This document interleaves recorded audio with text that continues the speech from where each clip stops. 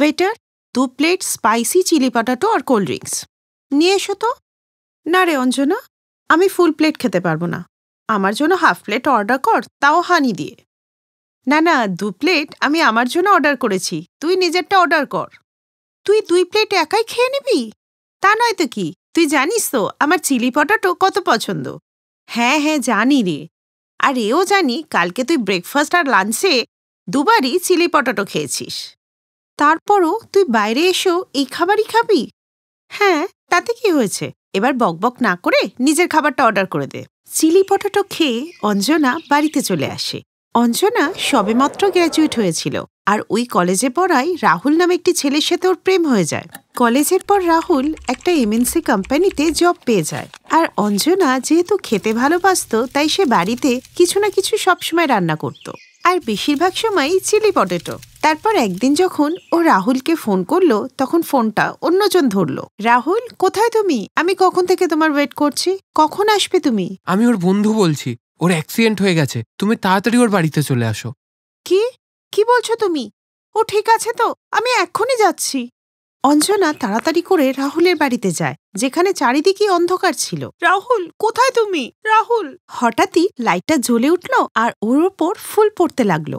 অঞ্জনা দেখলো যে পুরো ঘরটা সাজানো, আর ওর সামনে একটা বড় কেক রাখা আছে। হ্যাপি বার্থডে সোনা, সারপ্রাইজটা কেমন লাগলো? তুমি পাগল আছো নাকি রাহুল? আমার তো জীবনই বেরিয়ে যাচ্ছিল, মনে হচ্ছে না এই লাঠি দিয়ে তোমাকে খুব পেটাই করি। তখনই রাহুলের মা আর বোনও ওখানে চলে আসে। তুমি ঠিক বলেছ মা, এই নাও ডান্ডা আর ওকে খুব পেটাও, বদমাস।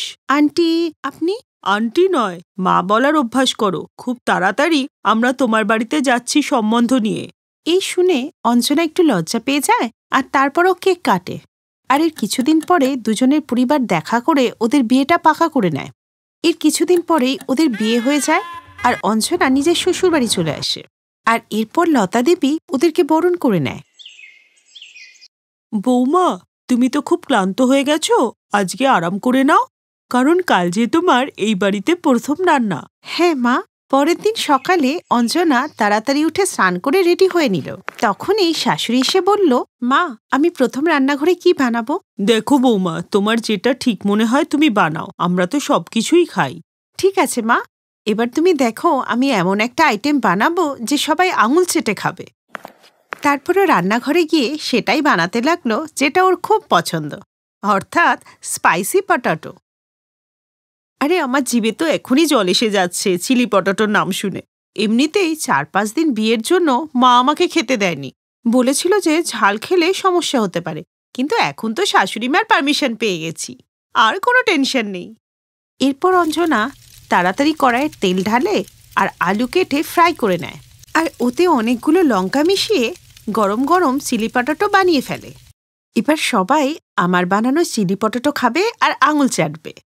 দেখে তো আমারই সবটা খেয়ে নিতে ইচ্ছা করছে, কিন্তু না বাবা, আজকে সবার আগে প্রথমে শাশুড়ি মাকে খাওয়াবো। এরপর নতুন বৌমা ডাইনিং টেবিলে সবাইকে চিলি পটাটো খেতে দেয়। খাও না মা, খেয়ে দেখো না। হ্যাঁ হ্যাঁ বৌমা, কিন্তু এটা যে এত গরম না, গরম খেলে তো জিভ পুড়ে যাবে, ধোঁয়া বেরোচ্ছে তো। তো তুমি এটা বানিয়েছো কি? মা, এটা চিলি পটাটো, আমারও এটা খুব পছন্দ। তাহলে তো ননদ বৌদির জুটি খুব ভালোই জমবে। তোমরা খাও না, খাও খাও। অঞ্জনা, তুমিও আমাদের সাথে বসো, একসাথেই খেয়ে নাও। রাহুল যখনই চিলি পটাটো একগাল খায় তখনই ওর মুখ দিয়ে ধোঁয়া বেরোতে থাকে। ও ও বাবা! ছেলেটা আমার এতদিন হলো বাবা মারা গেছে, এখনো বাবাকে মনে করে যায়। আহা গো! আরে আরে, কেউ জল দাও আমাকে। আরে, এটার মধ্যে কি পুরো লঙ্কার কোটো ঢেলে দিয়েছো নাকি তুমি? মুখ যে পুড়ে গেল। ও কি ঝাল বাবারে! বৌমা, তুমি এসেই কি আমাদের সবারই পায়েস ধরিয়ে দেবে? বৌদি, তুমি একদিনে যা লঙ্কা খাওয়ালে না, আমি ছোট থেকে আজ অব্দি এত ঝাল খাইনি। কিন্তু সবাই অঞ্জনাকে দেখে অবাক হয়ে যায় যে ও কিভাবে এত ঝাল চিলি পটাটো খাচ্ছে। আরে তোমরাও সব কি, চিলি পটাটোতে যদি চিলি না থাকে তাহলে ওর নাম চিলি পটাটো হবে কেন? বৌদি, এমনিতে তো খেতে ভালোই হয়েছে, কিন্তু ঝালটা একটু বেশি। হ্যাঁ বৌমা, খেতে তো আমারও ভালো লেগেছে। এত ঝাল আমি খেতে পারবো না, আমি বাইরের থেকেই কিছু অর্ডার করে নিচ্ছি। হ্যাঁ, আমার জন্য করে দে বাবা। ঠিক আছে, তাহলে তোমরা যখন এগুলো খাবে না তাহলে আমিই সব খেয়ে নিই। এই বলে অঞ্জনা খুব মজা নিয়ে খেতে লাগলো। আর পরের দিন থেকে সে কম ঝাল দিয়ে রোজই চিলি পটাটো বানাতে লাগলো। আর রোজ রোজ এসব খেয়ে রাহুল তো বিরক্ত হয়ে গিয়েছিল। আমি তো রোজ রোজ এই চিলি পটেটো আর খেতে পাচ্ছি না, আর তোমরাও খেও না, এটা স্বাস্থ্যের পক্ষে ভালো না। এসব কি বলছিস রে বাবা, এটা তো আলু আর কিছু না। যাই হোক বৌমা, তুমি ওর জন্য সাদা খাবারই বানিয়ে দিও। এইভাবে কিছুদিন কেটে গেলেও ওরা তিনজনই শুধরালো না। আর এরপর একদিন রাতে লতা দেবী অসুস্থ বোধ করেন আর মাথা ঘুরে পড়ে যান। ওনাকে তাড়াতাড়ি হসপিটালে নিয়ে যাওয়া হয়। মনে হচ্ছে ইনি বিগত কয়েকদিন ধরে প্রচুর আলু খেয়েছেন, তাও মনে হয় ঝাল দিয়ে, তাই জন্য ওনার বিপি অনেকটা বেড়ে গেছে। তার সাথে টেস্টে ধরা পড়ল যে ওনার সুগার রয়েছে। আর কয়েকদিন যদি এরকমভাবেই খেয়ে যেতেন তাহলে জানি না কি হতো। দেখলে তো অঞ্জনা, আজকে তোমার জন্য আমার মায়ের জীবন বিপন্ন হয়ে গেছে। এই জন্য বলছি সময় থাকতে এখনো শুধরে যাও। অঞ্জনা নিজের ভুলটা বুঝতে পারে আর সে চিলি পটেটো বানানো ছেড়েই দিল। এখন সে নিজেও হেলদি খাবার খায় আর নিজের পরিবারকেও হেলদি খাবারই খাওয়ায়।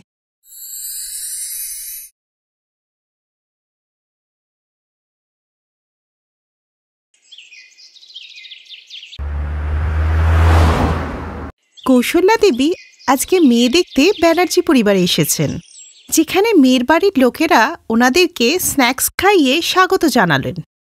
তারপর কথাবার্তা চলতে লাগলে রেশমির মা রেশমিকে বলে, রেশমিমা, রান্নাঘরে যাও আর সেখান থেকে ওই খাবারগুলো নিয়ে এসো যেগুলো তুমি ওনাদের জন্য বানিয়েছো। হ্যাঁ মা। হ্যাঁ হ্যাঁ, তাড়াতাড়ি নিয়ে এসো মা। 1 ঘন্টা ধরে তোমার এই রান্নার তারিফই শুনছি, এবার একটু খেয়ে দেখি। হ্যাঁ হ্যাঁ আন্টি, আমি এখনই নিয়ে আসছি। কি মা, দেখলে তো, অবশেষে তুমি সেই মেয়েটা পেয়েই গেলে যে তোমাকে রোজ রোজ সুস্বাদু রান্না করে খাওয়াবে। আরে এখন কোথায় খাবার এনেছে, দাঁড়া আগে খেতে দে। দেখ, এই মেয়েও না আবার ব্যামোযুক্ত খাবার নিয়ে আসে, এনে খাইয়ে দেয়। যেমন আগেরবার ওই মেয়েটি খাইয়েছিল যাকে দেখতে আমরা যোধপুর গেছিলাম। যদি ভালো করে রান্না করতে পারে তবেই কিন্তু আমি এই বিয়েতে হ্যাঁ বলবো, বলে দিলাম। এই হলো কৌশল্যা দেবী, যে এতদিন ধরে একটা বৌমা খুঁজে বেড়াচ্ছে যে নাকি নানা রকম সুস্বাদু রান্না করে ওদেরকে খাওয়াতে পারে। 12টা মেয়েকে দেখার পর আজকে ওরা এখানে এসেছে। কিছুক্ষণ পর রেশমি সবাইকে মশালা ধোসা, সাম্বার, তেঁতুলের চাটনি আর নারকেলের চাটনির সাথে দিল। আর যা খেয়ে সবাই খুব খুশি হয়ে গেল। আহা, কি ভালো ধোসা বানিয়েছো তুমি। আমাদের ওখানে যে সাউথ ইন্ডিয়ান রেস্টুরেন্ট আছে না, তারাও এত ভালো বানাতে পারে না। খুব ভালো হয়েছে দিদি, ছেলে আমাদের খুব পছন্দ, বাকিটা আপনারা বলুন। আরে এত ভালো রান্না করা মেয়েকে কে না পছন্দ করবে। আমাদের রেশমিকে খুব পছন্দ, বিয়ে পাকা। আর সবাই মিলে বিয়েটা পাকা করে ফেলল। আর কিছুদিনের মধ্যেই রেশমি বিয়ে করে ব্যানার্জি পরিবারে চলে এলো। পরের দিন রেশমি যখন তার প্রথম রান্নার প্রস্তুতি নিচ্ছিল, আজকে আমার প্রথম রান্না, এমন রান্না করব না যাতে সবাই খেয়ে খুশি হয়ে যায়। কিন্তু এমন কি বানাবো যেটা খুব তাড়াতাড়ি হবে আর খেতেও টেস্টি হবে? আইডিয়া। রেশমি খুব তাড়াতাড়ি ইডলি আর চাটনি বানিয়ে ফেললো আর শ্বশুরবাড়ির সব লোকেদেরকে খেতে দিল। বাবা বৌমা, কি ভালো ইডলি সাম্বার বানিয়েছো। রোজ আমরা যদি এরকম টেস্টি খাবার খেতে থাকি না, আমাদের স্বভাবই খারাপ হয়ে যাবে। তো কি হয়েছে মা, আমি কি আর কোথাও পালিয়ে যাচ্ছি? আমি তো এখানেই থাকছি। আমি রোজ আপনাদের টেস্টি খাবার বানিয়ে খাওয়াবো। বৌমা, ইডলিটা কিন্তু দারুণ হয়েছে। এই নাও তোমার পুরস্কার, পুরো 2100 টাকা। আরে কি গো, তুমি কি শুধু বৌমার হাতের ইডলি খাবে, নাকি বৌমা যে এত ভালো ইডলি বানিয়ে খাওয়ালো তার জন্য ওকে কিছু দেবেও? হ্যাঁ হ্যাঁ, এই নাও বৌমা, তোমার জন্য সোনার আংটি। সত্যি ইডলিটা খেয়ে না দারুণ লাগলো। চলো এক কাজ করি, আজকে তোমায় কোথাও ঘুরিয়ে নিয়ে আসি। কিন্তু রৌনক, আজকে তো বৌমার প্রথম দিন। আরে তো তাতে কি হয়েছে মা, এমনি তো অফিসের কাজের চক্করে ওকে নিয়ে হানিমুনও যেতে পারিনি। আবার দেখবে নেক্সট উইক থেকে কাজের চাপ পড়বে, তারপর তো বেরোতেই পারবো না। তার চেয়ে ভালো আজকে একটু ঘুরে আসি। আচ্ছা ঠিক আছে, যাও। ঠিক আছে, আমি তাহলে তাড়াতাড়ি রেডি হয়ে আসছি। আর মা আর বাবা, যে ইডলিটা রাখা আছে সেটা দুপুরে খেয়ে নিও। রেশমি আর রৌনক ফিল্ম দেখতে চলে যায়। অন্যদিকে কৌশল্যা ফোনে তার বোনের কাছে নতুন বৌমার প্রশংসা করছিল। যা শুনে সুমিত্রা বলল, আরে দিদি, তুমি এসব জানো না, সব বৌমারা না একই হয়। প্রথমে তোমাকে ধোসা খাওয়াবে, ইডলি খাওয়াবে, ঘি মাখিয়ে রুটি খাওয়াবে, আর তারপরে শুকনো রুটি আর নুন। কিন্তু আমার বৌমা এরকম করবে না, তুই দেখে নিস। এই বলে কৌশল্যা ফোন রেখে দিলেও বোনের কথা শুনে তার মনে একটু ভয় করতে লাগলো। সন্ধেবেলা রেশমি আর রনক ডিনার করে আসার আগেই কৌশল্যা নিজের আর তার হাজবেন্ডের খাবার আগে করেই বানিয়ে নিয়েছিল। পরের দিন রেশমি সবার জন্য বড়া আর চাটনি বানায়। আহা, যবে থেকে বৌমা এসছে এসব নতুন আইটেম খেতে পারছি, না হলে তো আমাকে ওই ঘাস পাতা বাটা নয় উচ্ছে ঝোল জুস ওসবই খেতে হতো। আরে বুড়ো, স্বাস্থ্যের জন্য ভালো বলেই গিলতে দিতাম। বৌমা এসছে দুদিনও হয়নি, তার মধ্যে বোর নিন্দা শুরু করে দিলে। দুপুরেও সবাইকে ওটাই খেতে দেয়। তারপর সন্ধেবেলায়, কি রান্না করছো বৌমা? মা, সকালের বড়াটা অনেকটাই আছে, ওটাই সবাই খেয়ে নেবে।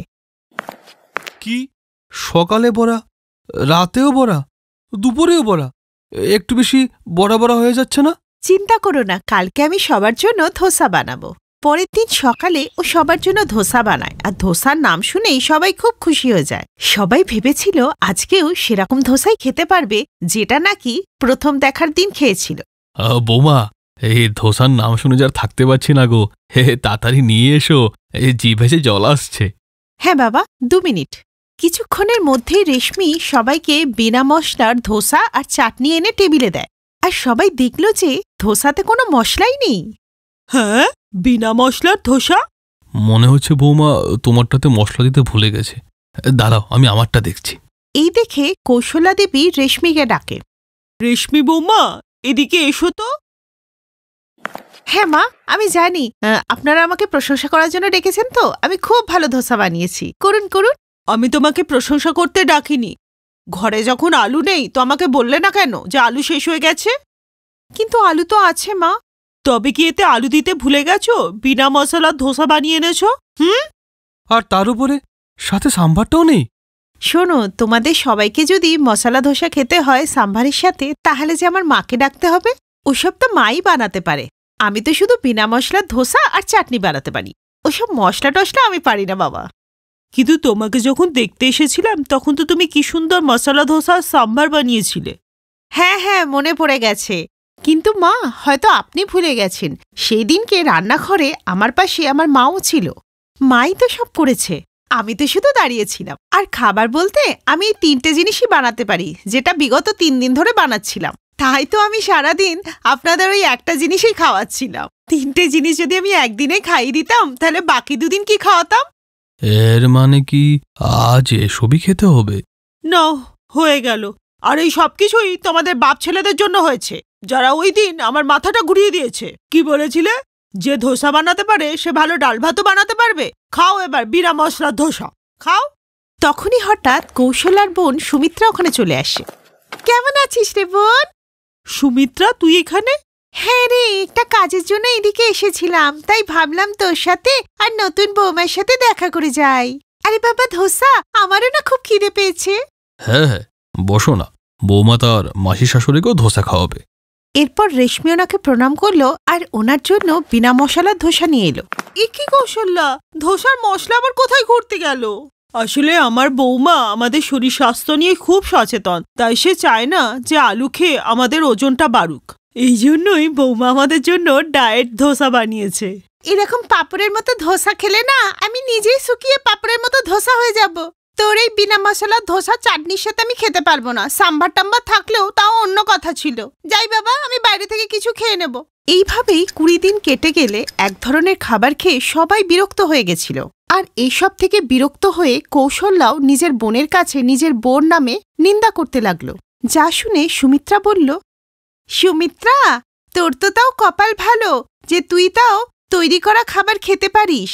যেদিন থেকে আমার ছেলে অর্জুনের বউ এসছে সেদিন থেকে আমাকে 4 জনের রান্না করতে হয়, কারণ ওই মহারানী কিছুই রান্না করতে পারে না, আর না সে কিছু শিখতেও চায়। আরে কম করে তোর বউ তো রান্না তো করে, আর যেটা সে করতে পারে না তুই ওকে শিখিয়ে দে। আস্তে আস্তে ও সব শিখে নেবে।